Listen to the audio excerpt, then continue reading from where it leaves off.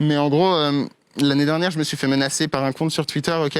Et il y a un chercheur en cybersécurité qui a remonté ce compte et qui s'est rendu compte qu'en fait, c'était un compte qui était piloté par une agence de renseignement étatique et qui, en fait, était actif que à des élections présidentielles ou comment dire, député en France. Donc c'était pendant nos dernières élections. Et en fait, c'était un compte qui s'appelait Islam Mon Amour et qui utilisait l'image de l'islam, donc en se faisant passer pour un musulman ou une musulmane pratiquante, et qui écrivait des phrases de ouf, du genre aujourd'hui je suis sorti dans la rue, j'avais envie de taillader les koufars. Tout ça pourquoi? Pour que toi, devant ton écran, tu t'indignes et que tu votes Marine Le Pen. C'est-à-dire qu'en fait, c'est compliqué parce qu'il y a ceux qui utilisent leur téléphone et ceux qui se font utiliser par leur téléphone. Si t'as pas la conscience numérique nécessaire pour réaliser ce qui est en train de se passer, le monde dans lequel tu vis, tu peux tomber dans le panneau. Peut-être qu'aujourd'hui, il y a des gens qui ont voté Marine Le Pen à cause de Twitter.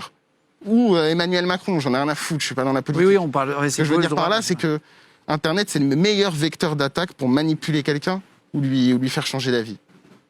Et ça, ils l'utilisent aussi en France? Ouais, bah ça, en l'occurrence, c'était français, frère. Hein. C'était un compte français qui voulait inciter à la haine de l'islam en France. Et tu peux être même certain. Donc en gros, le tweet, je me suis fait menacer. Ok, c'était un tweet à Trabant-des-Bois et je me suis fait menacer de mort. Tout ça, on sait ce que t'as fait. T'aurais pas dû parler de la Russie. Tu vas mourir, blablabla. Et après, il y a une recherche à partir de ce compte-là. On a vu qu'il y avait plein de comptes qui salissaient l'image de l'islam en France pour pouvoir faire monter Marine Le Pen.